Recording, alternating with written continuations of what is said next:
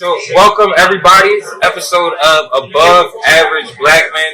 I'm Chris Pender Jr. I'm here with our guests. We got Devin, my other co-host here, Justin, and our guest, Chris Broussard. I feel like a lot of y'all may know who this is. For those who don't know, he's a sportcaster on FS1. You can see him on Undisputed with Skip and Shannon. It's probably one of my favorite shows. Also, Dev, any of your favorite shows that you like? I'm a fan of, First Things First. First Things First. He said the right thing. That's a really good show. Also, but the main reason we're here today is we want to just talk about what we've experienced with learning about the K.I.N.G movement and kind of how that's in line with what we do here. I know Justin and Devin also have some questions before we kind of dig into the K.I.N.G movement. So, Dev, did you want to kind of start it? My first question, more just to dig into, your background, early life with Chris Broussard. So I just wanted to get into that. I read that you were, born in Baton Rouge. Yeah, so Baton Rouge, Louisiana. I wanted to know more about, the early life and growing up there. Well, I was born in Baton Rouge. My family roots are in Louisiana. Creole, Louisiana, Black Creole. And my father moved to Cincinnati when he was a kid. He grew up in Cincinnati. My mother grew up in Baton Rouge. They met at Xavier University in New Orleans, HBCU. And so I was born in Baton Rouge, but I moved to Cincinnati when I was a baby. So I grew up more in the Midwest. Right. So I moved. My father, his job, he worked for an insurance company. They transferred me a lot. So I lived in Cincinnati, Indianapolis, Indiana, Syracuse, New York, Des Moines, Iowa, and Cleveland, Ohio before I finished high school. Sounds like so I graduated from high school in Cleveland. So mainly I grew up in the Midwest. Okay. But with both parents, my parents have been married in October to be 57 years. So I had a good family, middle class. My one brother was younger than me, a year younger than me.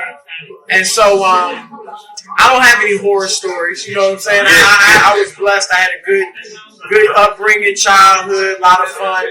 But I really had kind of the American dream growing up, And when I kind of got that within my grasp, as far as like going into my senior year of college, I was told I was going to be hired by the Cleveland Plain-Dealer newspaper to be a sports writer.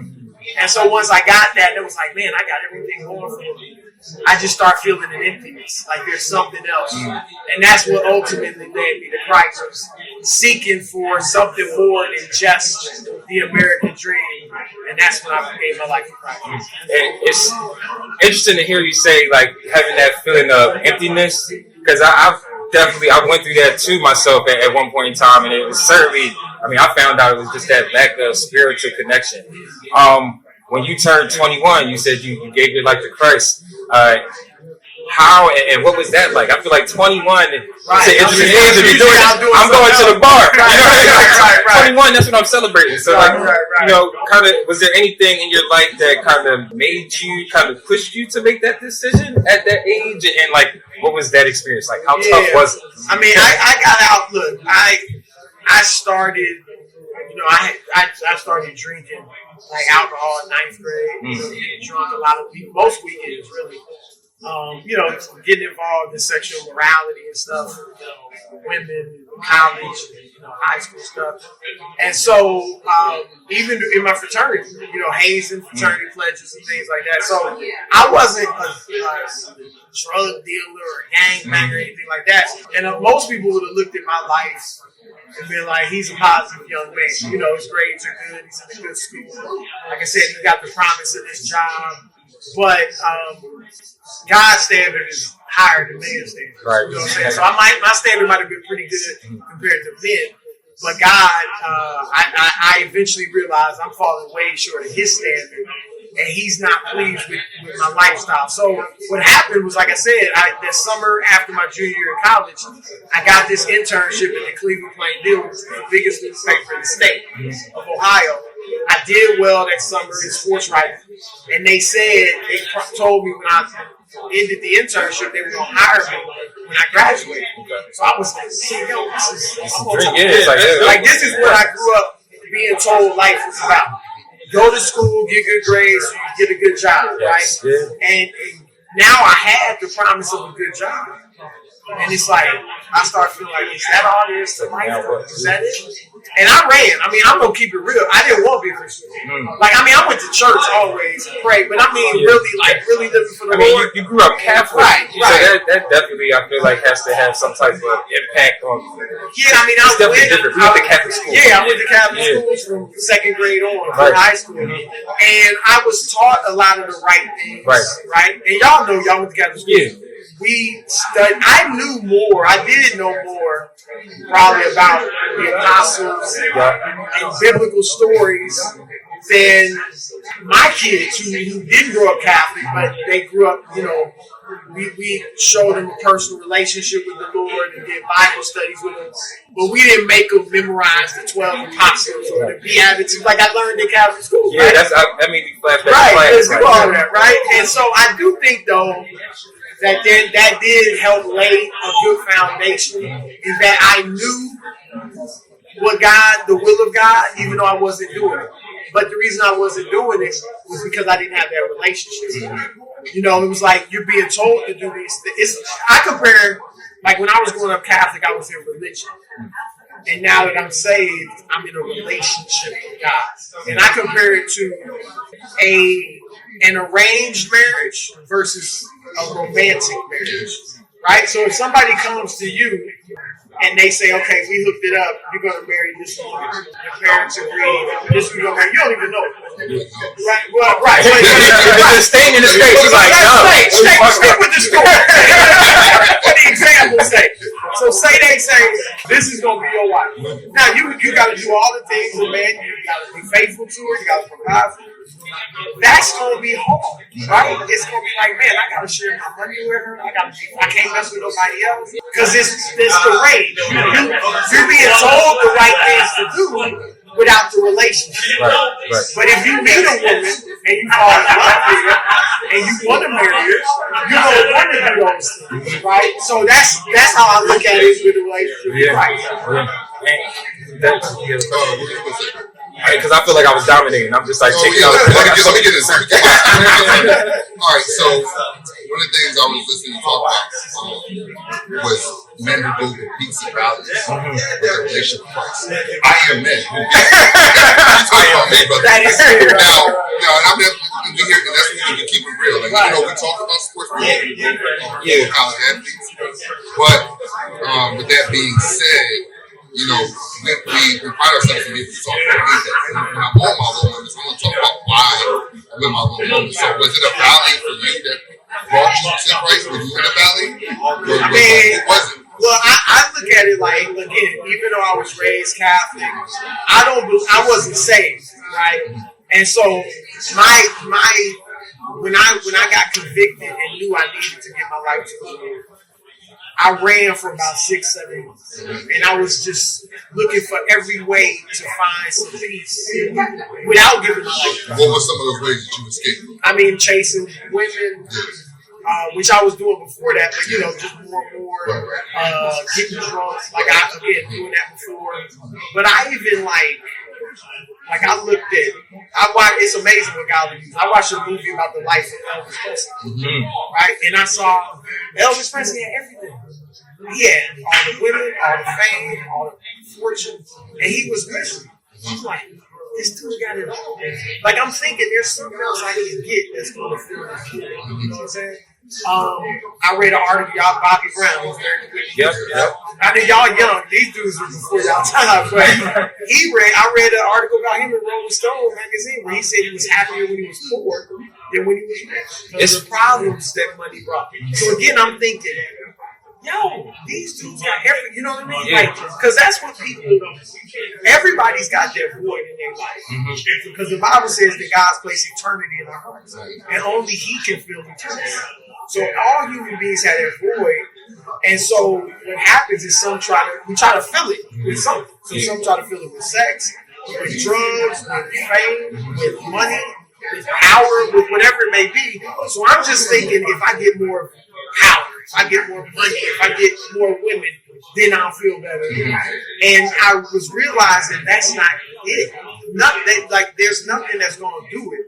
And I remember before I got saved, I said to my father, I said, what keeps you going in life?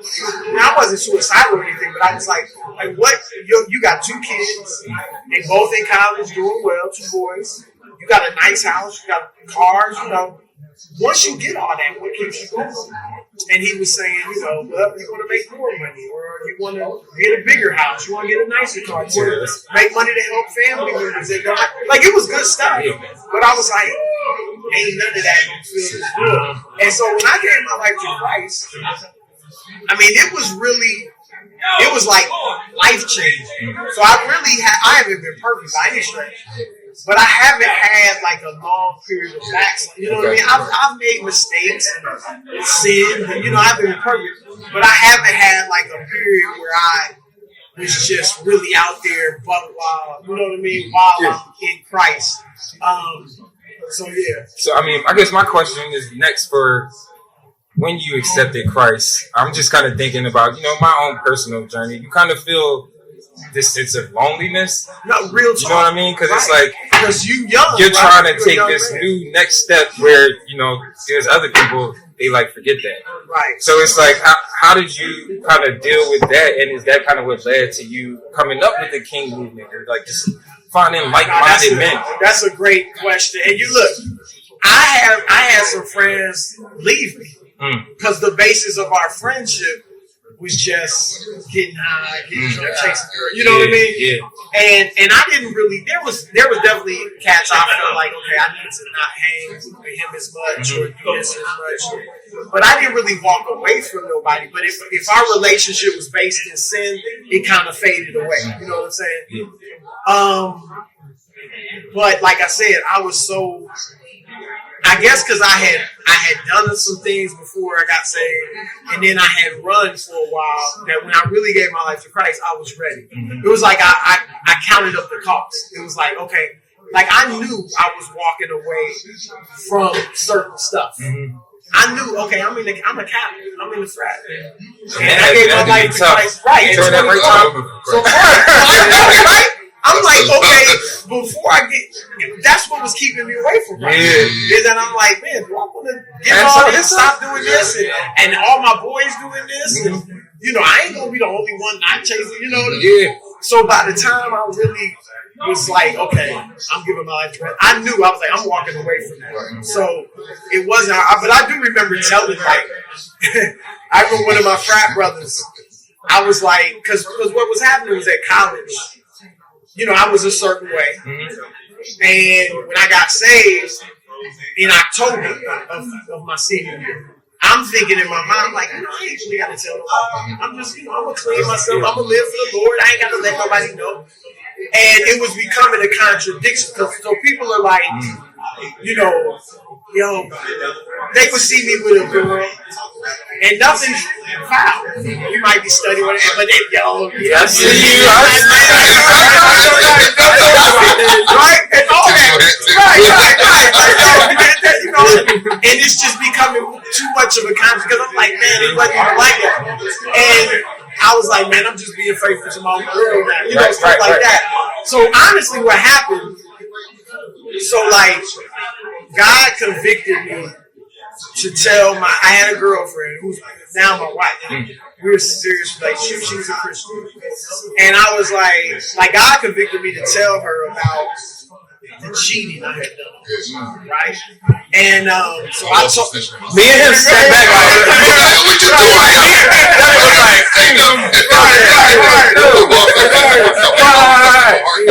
It's God telling me, like for me, I'm a young Christian.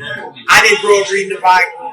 And I'm just reading it. I'm like, man, let me read Revelation. So I'm reading Revelations one night, and I read 21:8. It says the cowardly, the abominable, all liars will not hear.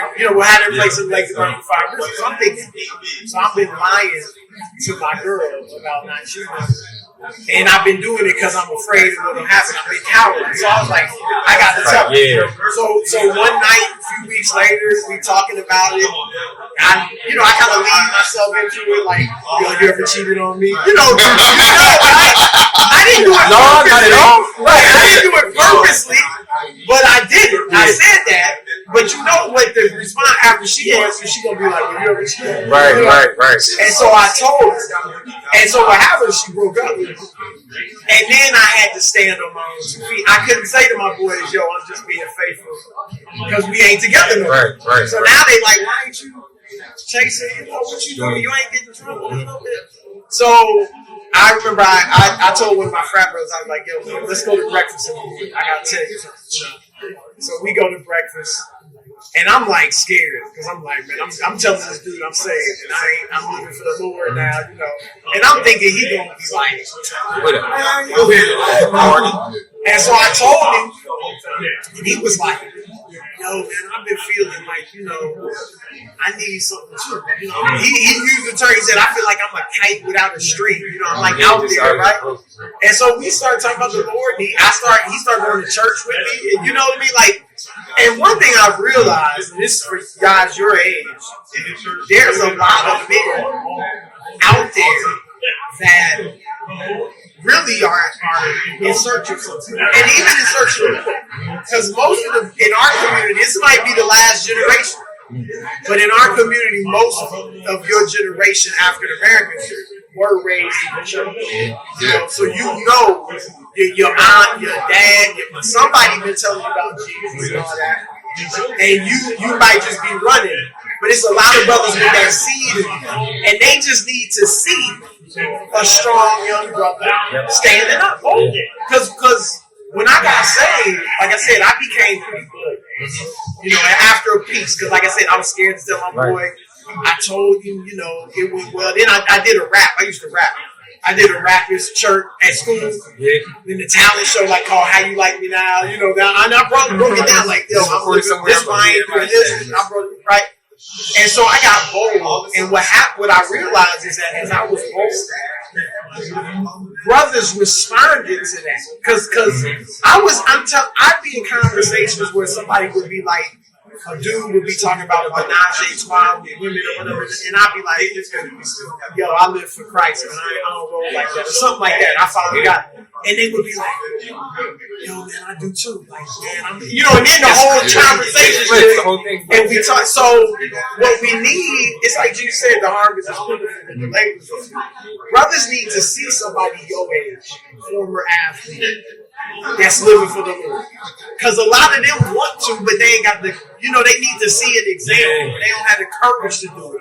Same with you, all of us. Like, and so, that's what but to your point, I don't want to go too. No. But King, yes, I did feel like for a while, man, I don't know many brothers my age. I'm 21. I'm 21 years old, got a good job, got a sports car. Right. No, they go right. I left a lot of videos, right? Yo, I got a sports car, I got a Chevrolet Beretta GTZ, shit like that. And I ain't having premarital sex. I ain't out there bugging. You know what I mean? Right.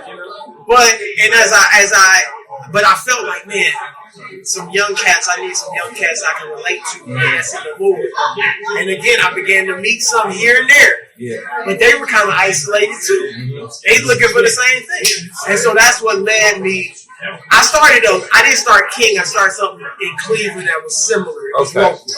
But then it was the same thing, it was just on the local level.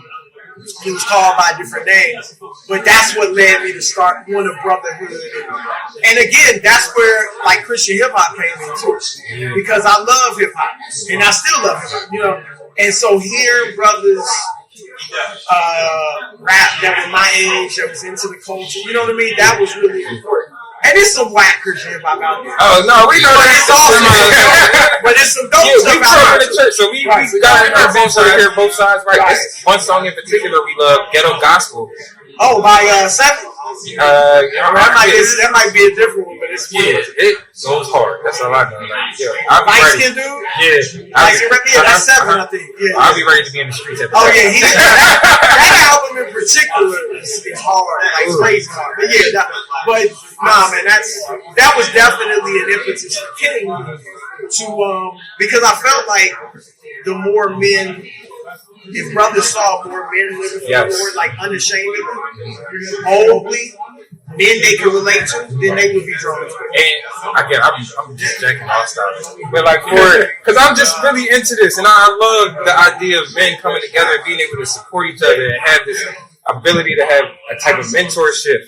And I mean, for someone in your position, like it has to kind of be some type of duality, you know, where Christianity is not necessarily looked at, you know, in a certain way in the public eye, but at the same time, you know, you want to have, you want to be proud. You know, my job is to be able to spread this message. You know, so like, how do you deal with the duality of the two? I'm not saying. That's a good question. Because, like you said, in the world, you know, they frown on Christianity. They hear you're a Christian, they think immediately you're corny, you're boring. Right. You know, you're not a person anymore. Right. And I think, and as you guys know, that's really not what being a Christian is. No. Christians can dress hip. Christians like hip hop. Right. I mean, y'all got dreads. Yeah. Like that's, and that's, so I do think there's a stereotype that's wrong about Christians. Just brothers would never look at y'all walking in the street or a mall and think you're a Christian. You know, and so I think that when they meet you and you're regular, so to speak, and you are into sports and you're into music or hip hop or you dress a certain way, but yet you love the Lord, then that breaks down some of those stereotypes that they have about you. But I will say with me and my boldness and stuff, obviously our example is Jesus. And when you really read about Jesus and don't just look at the false pictures, you know, white Jesus, right? He was actually a tough dude. Yeah. Right. He really was. Right. And so one trying to emulate the real Jesus, he was bold. And so, okay, I'm trying to be like him. I'm going to try to be bold. But beyond that, my heroes, I read about Frederick Douglass. How Frederick Douglass went on the 4th of July and gave a speech, or the next day gave a speech to a room full of white people about the 4th of July means nothing to black people. We still in slavery. You want me to come here and talk about the freedom and the land of the free and home of the brave? This is the biggest example of hypocrisy to black people. And then tell them your Christianity, I hate your Christianity. I love the Christianity of Jesus Christ, but I hate your Christianity. Like the boldness to say that. Back when they could lynch you, they could kill, you know what I mean? Without any ramifications. Right. And so things like the Harriet Tubman, a little old lady, having the courage and the boldness to go into slavery and dozens of times and bring out black men. You know, so those are my heroes. I love Magic Johnson and Michael Jordan and LeBron James.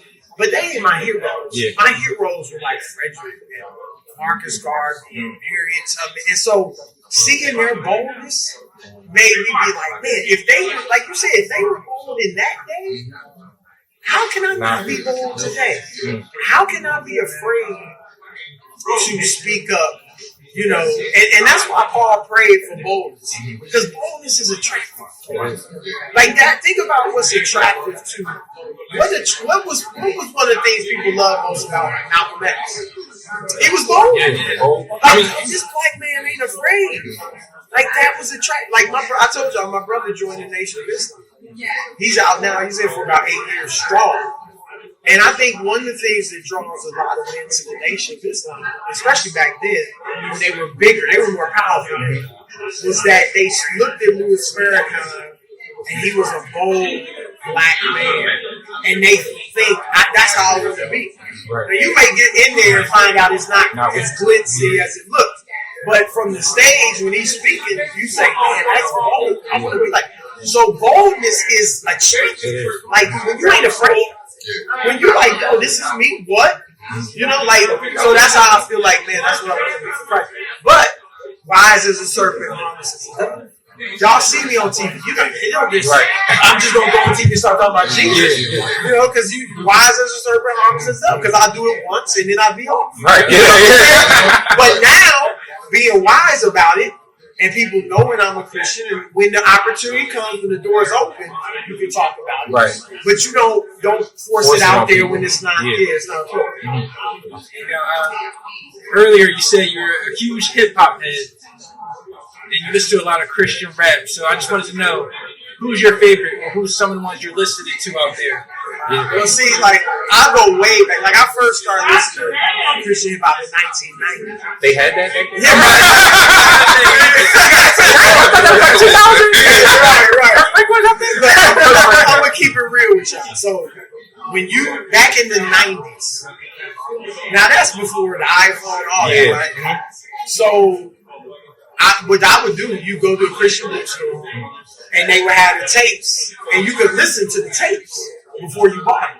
So I would listen, and I'm gonna be honest, there was a lot of black Christian hip hop. You would get one like dope Christian hip hop out like every 9 or 10 months. I ain't lying. I like Cross Movement. That was one right. And this is way before Cross Movement. I'm talking 1990. So some of the early pioneers, SFC, the Soldiers of Christ. And I'm talking about real hip hop. Right. Scratching, at that time, Scratching was a part of hip hop. Right. Dude, they could rhyme.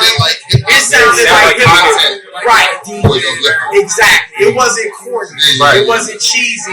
It was real hip hop beats, sampling, scratching, mixing, and dudes that could flow. And they addressed real issues too. They was addressing black issues because at that time you had Public Enemy, you had Boogie Down Productions, you had Eric B. Rakim. Hip hop in general was conscious. Right. So the Christian hip hop was more conscious. You had a group called Idol King that did a song called I'm Black and I'm Proud. Christian hip hop. They did a song about Dr. King. You had SFC, which did a song about kill the spirit, really saying kill the spirit of the nigga. Like that's what it was, like that negative spirit that keeps us doing stuff that's self-destructive. I mean, so you had like legit stuff. So SFC, T-Bone, Dynamic Twins, Freedom of Soul, Idol King, those were like the early pioneers. And then PID, Preachers in Disguise. And then, like you said, the Cross movement came, and obviously from Philly, they just took it to, you know, they was like, and so Cross movement was dope. Obviously, Lecrae. Top of my list.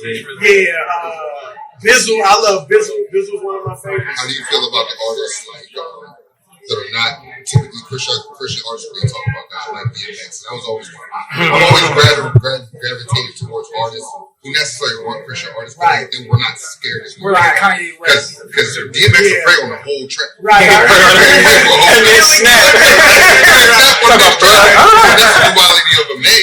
Right. You know what I mean? It's like, and that's another brother. Right.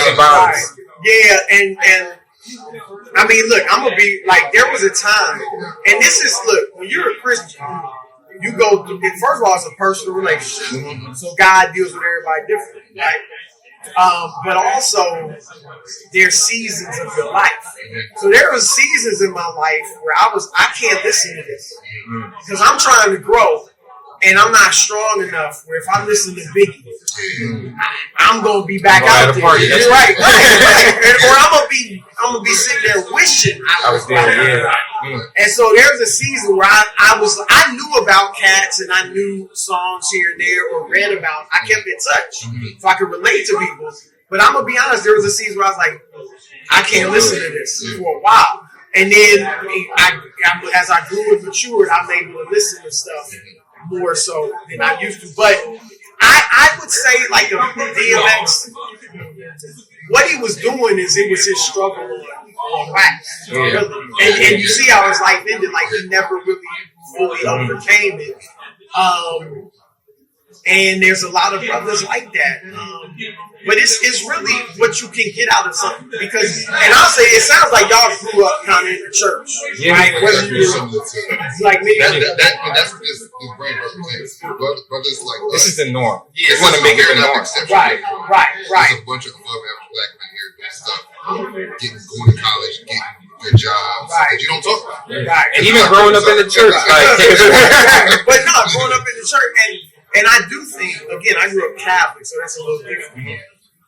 But like I think if you're growing up in the Lord, your parents are bringing you saved in your Bible studies.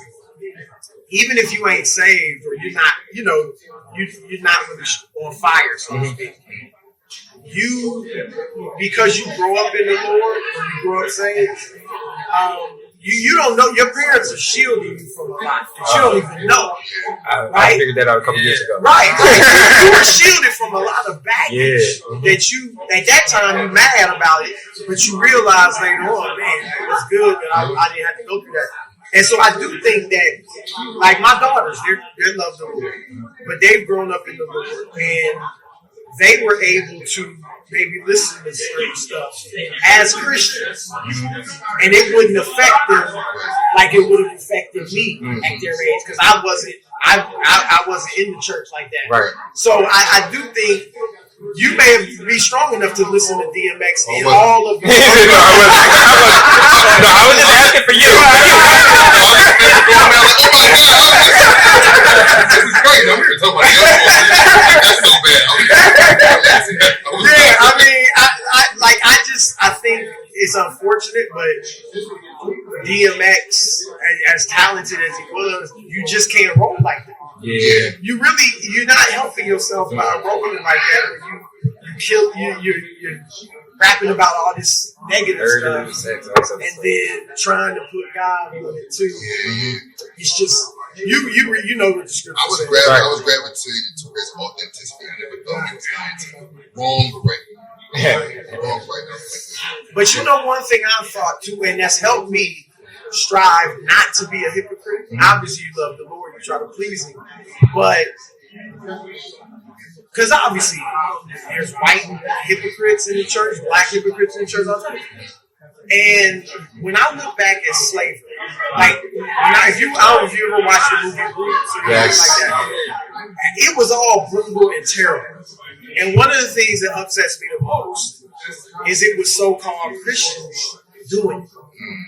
That the whites who enslaved us, castrated us, raped us, beat us, all that stuff, were claiming to be Christians. Yeah. And so I'm like, obviously the scripture says they weren't Christians, that they were hypocrites, that they were ministers of the devil who transformed themselves into ministers of Christ, trying to come off like angels. Like they were hypocrites. But my point is, I'm always looking at them like that is a bad representation of Christ. And had they been a good look at all the problems that caused. Look at all the black men and women that don't want nothing to do with Christianity because of their bad example. Right. And so I was like, I don't want to be that bad representation. And so I don't want to be like that white fake Christian of the past. Right. I want to be a real Christian, and so that's helped me be motivated to be real and not be hypocritical. You know what I'm saying? And so I feel like this conversation could go on for days. Right. So many different topics and things that I want to talk about. We only got a couple more minutes. Right, I'm trying to keep it light. Because we all working in entertainment. You a little bit bigger scale than a little bit. Somebody's just coming outside. But so I'm a comedian. I don't know if they told you that. Chris we gonna bring up a comedy club. Oh, really? I'll be your person. That's awesome. So maybe I'm there. But with that being said, and we talk about the K.I.N.G about bringing young brothers who not love Chris Broussard but love Jesus. What advice would you give to somebody who's working in the entertainment? It's typically not. It's taboo. I'm in comedy clubs every night. It's rare to find a comedian that just love Jesus. Talk about openly, let you go to the clean show. And the thing is, for me, I want to appeal to everybody, the sinners and the saints, because I got a little bit of both. And you work on the biggest stages. What advice would you give to somebody navigating the process of entertainment? It's different. It's different types of entertainment. So obviously, mine being in sports, I'm not as challenged as much. Because you might be, can I tell dirty jokes? You know what I mean? Like you challenge in that way, whereas I'm not challenged in that way. But I would say you gotta, whatever you do, represent the Lord. And so I would look, if I was a comedian as a Christian, there's certain stuff I wouldn't talk about, or wouldn't. I wouldn't. I wouldn't be up there cursing. You know, I wouldn't be up there. Like, I do think it could limit you in a certain way. Right. But you do. Maybe you can still do it, but you might have to be better than your average comedian because you're doing it in a way that's not dirty. You know what I'm saying? But it can be done. You know, so you might have to go the extra mile with it to make it. You know, how can I be funny without cursing? How can I be funny without talking about fornication? You know what I mean? And find out how to do it. Now, I know a lot of actors, believe it or not, there's a good number of actors in Hollywood that are saved, especially African Americans. And there's a ballad. I know it, I won't give his name, but I know a big time actor, been in big movies, who is a strong person. And he's told me, he's like, I won't do it. Like, I'm not doing a sex scene. I'm not doing a love scene. And he's big. Now, he's not Denzel Washington big, but he's big. And he's like, I'm not doing it. But I'm not doing. And so he was even telling me, he's like, look, there's a way you can imply that the man and woman have sex. Like, you know, they walk in the room, the doors closed. You know, so as a writer, that's something I had to learn to do. It's like, you don't have to, you can let people wander there. You don't have to, because that's part of my problem with TV sometimes is like, they just want to show sex scenes for no reason. Like, why? Absolutely. It's low-key soft porn now. So right. No, it's real. And so I do think, I mean, we got to keep it real. And I understand there's some things I can't do or won't do because I'm a Christian. You know, like, look, there's a lot of writers, when they go rap to players, they talking about women. Like, yo, who you banging last night? Like, you tell me about this and that. I've never talked to players about that. I've been covering the league for almost 30 years. Yeah. And I've never talked to him about. Now, I may have talked to him about, so, bro, how you doing? Like, how you able to, you know, fit, like, if they're a Christian. I've talked with Steph Curry years ago about, like, I'm praying for you, man. Like, you stay strong. I know it's a lot out there coming at you. You know what I mean? But I haven't talked to him about, who was you in last night? You know, so, right. And there's something I know I can't. If it costs me, then it costs me. But like I said, I know what I walked away from when I gave my life to Christ. You know? And so I just think whatever you feel, you do it. Like if I was an actor, I'm gonna be honest, I wouldn't kiss another woman. I'm married. And you can say, well, it's just acting. It's Halle Berry. I'm kissing Halle Berry. I ain't gonna be excited. I ain't gonna be, you know what I mean? That can't lead to something. It's just a job. Right. If you're kissing Halle Berry, right? You gonna be excited. Right. Yeah. And again, and I wouldn't want my wife doing those that you have to do. So I wouldn't want her kissing Denzel. Can you imagine watching a movie and your wife's an actress and she doing something with Denzel? I'm not watching the movie. Over the screen. And let's keep it real. That would cause a problem in your marriage. It would. It would cause a problem in your marriage. And so vice versa. If I'm doing it with a woman, how's it gonna make my wife feel? No matter what she say, come on. It's okay. Right. So you know what? And look, again, talking to this Christian brother who's in Hollywood, and there's many, but there's also some that have gone against their principles, and their families have been messed up and ruined because they were so envious of that spotlight or with that platform that they went against their principles and it destroyed their marriage. And I'll tell y'all this, and you guys, like you said, you're in the business, you're seeking fame. I look at people all the time because I have a degree of fame, and I look at people all the time who are seeking fame, and I look at them with sadness.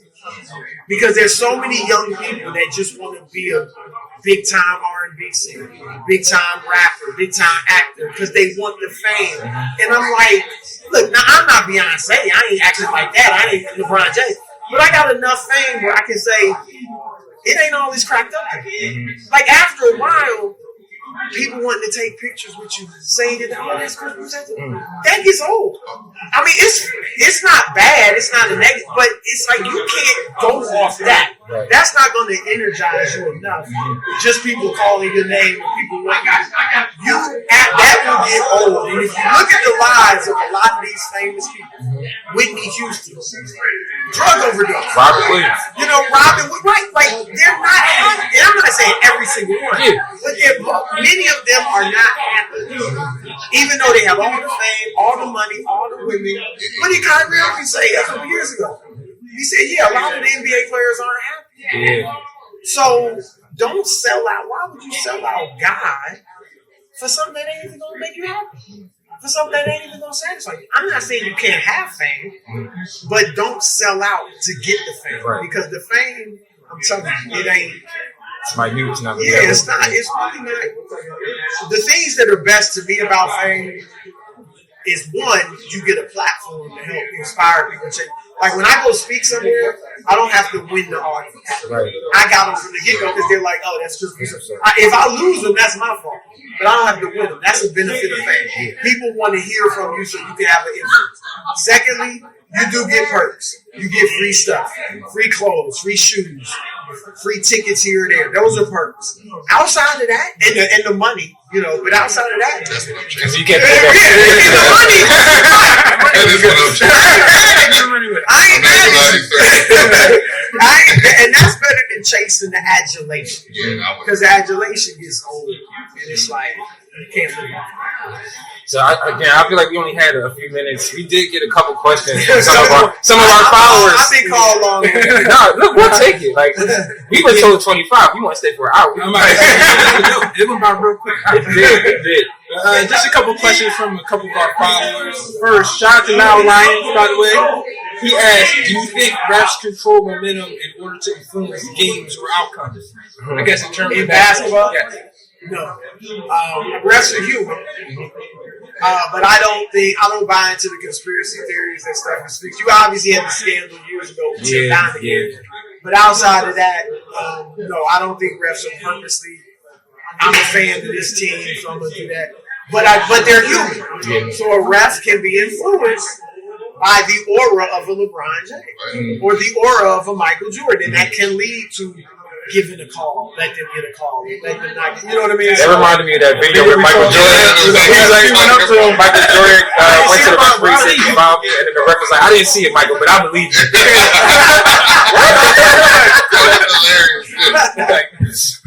I think we do got one more question. One more. Shout out your boy G-Hop. He asked, do you feel black QBs have to live up to a higher standard in NFL? Had to or have to? Have to. Okay. And obviously, at one point they had to. Yeah, of course. Now, It's okay. I don't know. I don't really think so. You take it over. I mean, I'll say this. If a team is looking for, if they just need a backup, they might get a white dude, right? If I got a black dude that's equal to the white dude, they're both the same, they're probably more apt to pick the white dude. If there's a player two players that are mediocre, they aren't going to play. They're going to fill out the roster a bit. They might be more apt to take the white dude. But I really do think black quarterbacks now got a fair shake. Yeah. I mean, I really do. Like, okay, there might be, again, something here or there. But hey, let's look at the top quarterbacks in the league. Patrick Mahomes, Sean Watson. Yeah, I was going to say Watson. Russell Wilson, Lamar Jackson, Aaron Rodgers, Tom Brady, Josh Allen, Joe Burrow. Like, half of them are black. Yeah. And number one draft picks, quarterbacks, are black. There have been several. I think the challenge in the NFL now is, as far as race, is in the front office and the coaches, the head coach. Not so much on the field. Because now it's to the point where, this is the difference in sports and life. Sports is objective. For the most part. If I put you in the boxing ring with somebody, whoever is better is going to be obvious. Regardless of color. I put you on the track, in the gym, it's going to be obvious who's better. And if I want to win, I can't worry about the color. I got to take it. That's not the case in real life. Because in real life, a lot of people can do the job, right? In real life, it's subjective. A coach, it's hard to tell who's better. You know what I mean? So, who's better as a GM? You know, who's going to be better at this? Like, all that's more subjective. Yeah. It's not as obvious who's better. So that's where the racism can rear its ugly head. But I got to be honest. I think for the most part, like even Kaepernick, I do think he's being unfairly black. Yes. Right. There's no doubt about it. He should be in the league. Mm-hmm. But I also think if he was still a superstar when he started kneeling, he would have never been in our league. Sure. And that's why I actually give him more credit, because I think it took more courage as a second string. Because it was like they could have cut him immediately. Yeah. Nobody would have even thought twice. Mm-hmm. And so when he was a superstar, if Russell Wilson did that, he's still in the league, mm-hmm. right? Ain't nobody. LeBron James, if Pat Mahomes did that, they still in the league. LeBron did it, everybody taking it. Right? Yeah. Real talk. Like, and so, to answer your question, I think it's pretty fair for brothers at this point. Awesome. So that was for our followers out there. Y'all got y'all questions in. We're closing out on time. I don't know if Jay, you had a last minute question I just or wanted comment. Last minute statement. I have respect for you before you came Yes. here. I got a whole level of respect for you. I'm grateful for the opportunity to get to talk to you, ask you questions. Thank you. Yeah, this was awesome. Like everything from this whole thing going here to the interview, this is dope. Really appreciate it. You know, especially coming from someone like, I feel like I've been seeing you on TV all the time, right?